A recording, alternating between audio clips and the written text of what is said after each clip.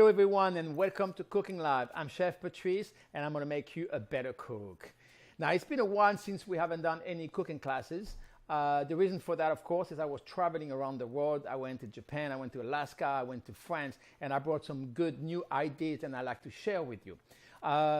In fact, today the two recipes that I have for you are something that I just brought back from France. Okay, the first one we're going to be doing a smoked salmon, spinach roulade with a smoked salmon rather, and goat cheese served with the tomato vinaigrette. It's just a wonderful dish for this time of the year. We're going to follow up also with the poached on top of a crostini of a baguette with some tomato concassé and a red wine sauce.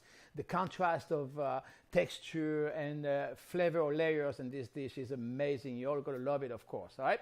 So I hope everyone is ready and you have all your ingredients. Of course, we're going to go over the ingredients like we always do. The first thing that we need to do is turn on the oven at 375 degrees Fahrenheit.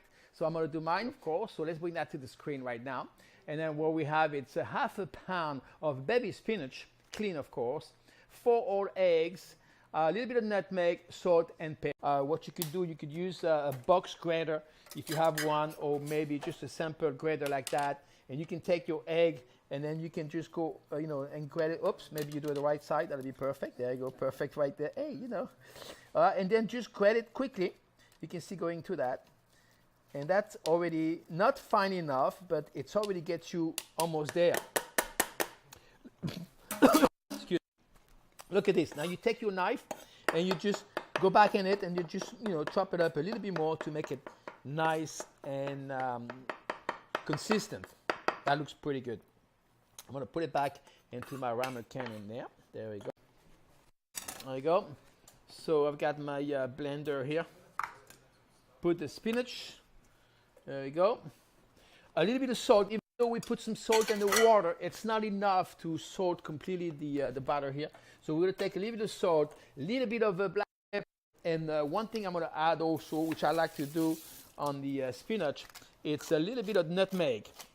There you go. So first the black pepper here, and then I'm going to grab the fresh nutmeg. I have a nut right here. And of course, the best way to grate it, it's with the microplant. Works very well. You don't want to put too much of the nutmeg, just a little bit of background flavor, it's enough. You don't want that to be a dominant flavor. There's plenty of flavor on this dish with the smoked salmon and the goat cheese.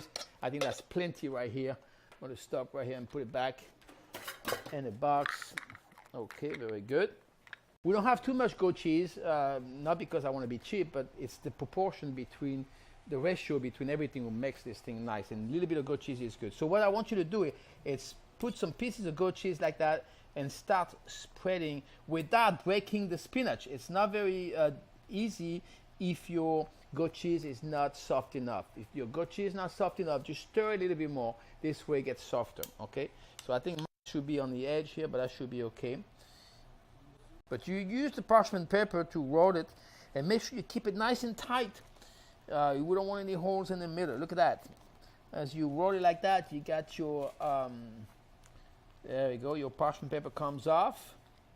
That looks beautiful already. So I'm going to remove my parchment paper.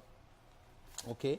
I'm going to be using a chicken stock today for our liquid. If you have a veal stock, you could use beef stock as well. I'm going to go sample today with the chicken stock and just reduce it down. Be careful when you buy the chicken stock and you make a reduction. First of all, we're going to reduce the wine. But what I'm trying to say here is make sure you read the label. If you make the chicken stock, then you know you did not put any salt in it, which is the way to do it. But if you buy the chicken stock, they put salt in it to preserve it. So as you reduce it, it becomes too salty. So be aware of this and keep testing as you reduce. This way you don't end up having a salty sauce. Yeah. The bread, yeah, beautiful color. Let's go ahead and put that into the paper towel. I'm going to do 3 more pieces, which I have it. Believe me, you can do extra piece of bread. Everybody is going to ask for more. All right, a little more oil. Watch your garlic and your thyme again. If it's too dark, remove it. Use fresh one. Mine's still okay, so I'm going to use it. Oh, I got bread here. There we go. There you go. 3 more, 4 more. I got 4 more pieces in here. I'm going to try to squeeze that. What you do is take your dressing. You make sure your dressing is cold, of course. And we're gonna add the dressing a little bit on the plate like that. Make sure everybody has different kind of tomatoes. Oh, look at that. Spread them out. I'm gonna put the slice in the middle. There you go. This is a wonderful flavor. I can smell it from here. You are going to enjoy this beautiful dinner.